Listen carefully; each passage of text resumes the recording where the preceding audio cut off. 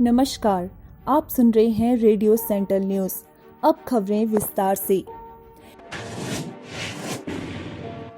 देश में corona virus कोविड-19 महामारी के बढ़ते प्रकोप के बीच रविवार देर रात संक्रमितों का आंकड़ा 30.80 लाख के पार पहुंच गया तथा मृतकों की संख्या 57,000 से अधिक हो गई।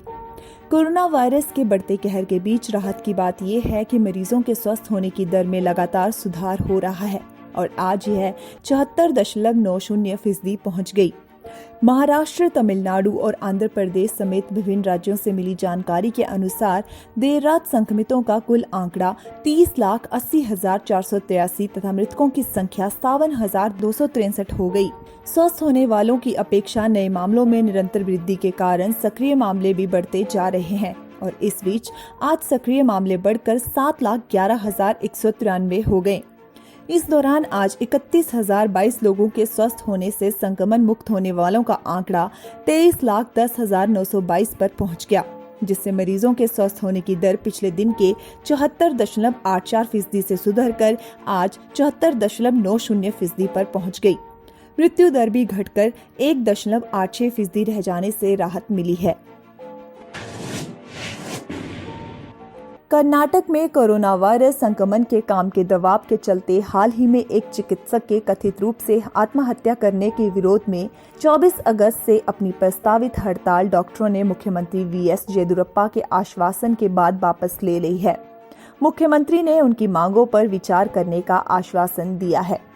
हाल ही में राज्य में एक डॉक्टर ने कथित तौर पर कोविड-19 ड्यूटी के दौरान काम के अत्यधिक दबाव के चलते आत्महत्या कर ली थी, जिसके विरोध में सरकारी डॉक्टरों ने हड़ताल पर जाने की बात कही थी।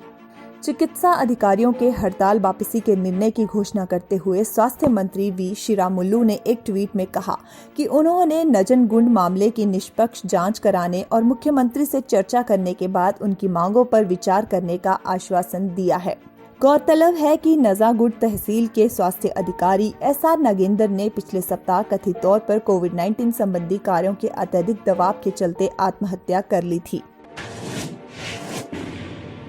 सूचना एवं प्रसारण मंत्री प्रकाश जावड़ेकर ने फिल्म और टेलीविजन धारावाहिकों का निर्माण पुनः शुरू करने के लिहाज से मानक परिचालन प्रक्रियाओं एसओपी की घोषणा की। जावड़ेकर ने कहा कि स्वास्थ्य मंत्रालय और गृह मंत्रालय से विचार विमर्श करने के बाद एसओपी को अंतिम रूप दिया गया है। उन्होंने कहा कि कोरोना वायरस संक्रमण के मद्देनजर जारी किए गए दिशा निर्देशों के आधार पर फिल्मों और टीवी धारावाहिकों के लिए शूटिंग शुरू की जा सकती है। एसओपी का विवरण साझा करते हुए उन्होंने कहा कि कैमरे के आगे जो लोग काम करते हैं उन्हें छोड़कर शेष लोगों को मास्क लगाना होना। जावड़ेकर ने उम्मीद जताई कि एसओपी जारी होने से न सिर्फ फिल्मों और धारावाहिकों की शूटिंग द्वारा शुरू होगी, बल्कि इससे रोजगार भी पैदा होगा।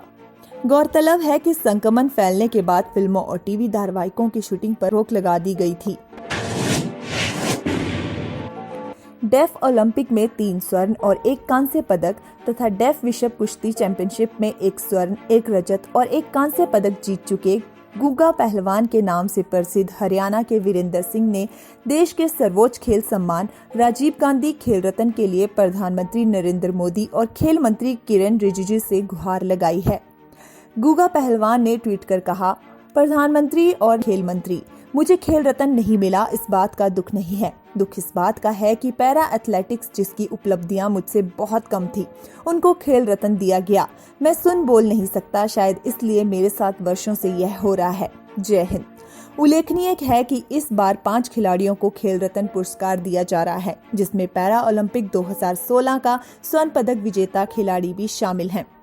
हरियाणा के झज्जर जिले के वीरेंद्र ने 2005 डेफ ओलंपिक मेलबर्न में 84 किलोग्राम में स्वर्ण, 2013 डेफ ओलंपिक बुल्गारिया में 74 किलोग्राम में स्वर्ण, 2017 डेफ ओलंपिक तुर्की में 74 किलोग्राम स्वर्ण और 2009 डेफ ओलंपिक ताइवान में 84 किलोग्राम में कांस्य पदक जीता था। उन्होंने इसके अलावा 2008 में डेफ विश्व चैंपियनशिप में रजत, 2012 डेफ विश्व चैंपियनशिप में कांस्य और 2016 डेफ विश्व चैंपियनशिप में स्वर्ण पदक जीता। भारत ने अब तक डेफ ओलंपिक के इतिहास में कुल 18 स्वर्ण पदक जीते हैं, जिनमें से 3 स्वर्ण पदक अकेले गुग्गा पहलवान के नाम है। फिलहाल इस न्यूज़ बुलेटिन में इतना ही। देश विदेश की तमाम बड़ी खबरों से जुड़े रहने के लिए बने रहिए रेडियो सेंट्रल न्यूज़ के साथ। धन्यवाद।